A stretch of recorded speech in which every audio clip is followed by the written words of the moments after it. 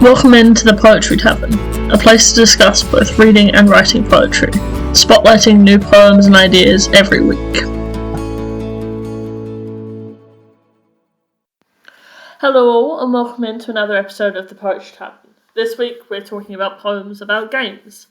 I like games. I think that's as simple as it is when it comes to why I picked this topic. There was a lot of poems about basketball games. A lot about basketball games. Weird, but sports and other kinds. But I've ended up with two poems that are about card games. So let's just dive in before I waffle on and give too much away. Alright, so the first poem is Widows by Louise Glück. My mother's playing cards with my aunt, spite and malice, the family pastime, the game my grandmother taught all her daughters. Midsummer, too hot to go out, stay my aunt's ahead. She's getting the good cards. My mother's dragging, having trouble with her concentration. She can't get used to her own bed this summer. She had no trouble last summer getting used to the floor. She learned to sleep there to be near my father. He was dying. He got a special bed. My aunt doesn't give an inch, doesn't make allowances for my mother's weariness. It's how they were raised. You show respect by fighting, to let up insults the opponent. Each player has one pile to the left, 5 cards in the hand. It's good to stay inside on days like this, to stay where it's cool. And this is better than other games, better than solitaire. My grandmother thought ahead. She prepared her daughters. They have cards, they have each other. They don't need any more companionship.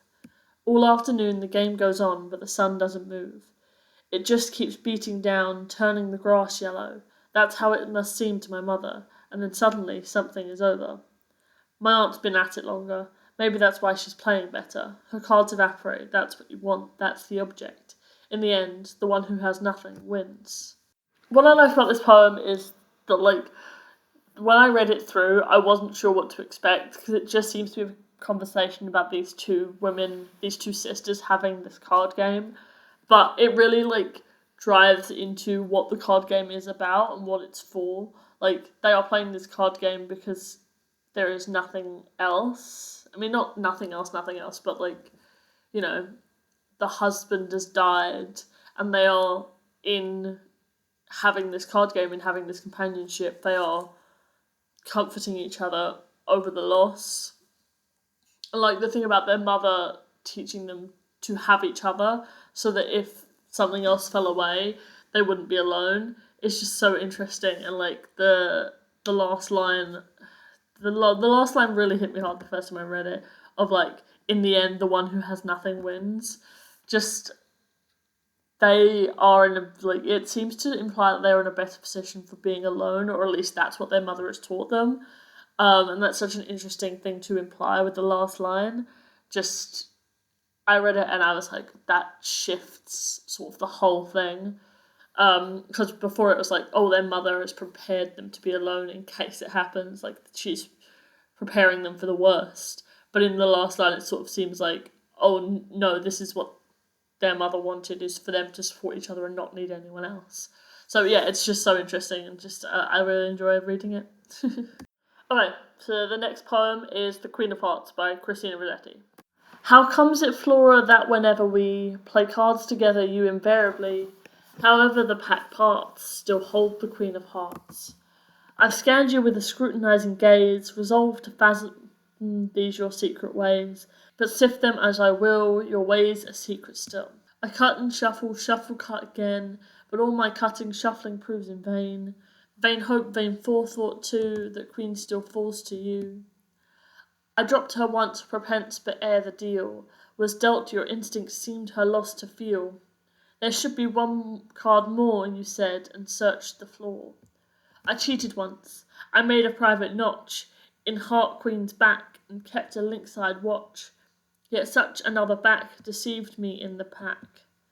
The Queen of Clubs assumed my arts unknown, an imitative dint that seemed my own. This notch not of my doing misled me to my ruin.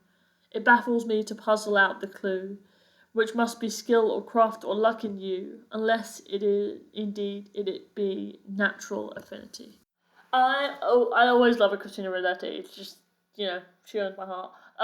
But this thing of you always seem to end up with the card, you always seem to get lucky. You always seem to have the Queen of Clubs, and no matter what I do, like, fate is always on your side. Like, you're always in a position where you have the winning hand. I don't actually know if the Queen of Hearts is, a super winning card, but, like, this seems like a super lucky person, and even though the narrator is trying to sort of mitigate that luck, they are having, it's not working. They are constantly rebuffed by whatever it is, fate, maybe. But it's just, like, such an interesting thing of, like, I've tried to dissuade the card from showing up in your hand by literally tossing it out of the game, but it's still turned up, and it's so interesting. That brings us to the end of our episode. Thank you guys for coming into the tavern today. Next week's episode is going to be about TV. I'm on a bit of a trend. Did movies, now games, let's do TV now. We'll see how it goes. So, see you then. Bye.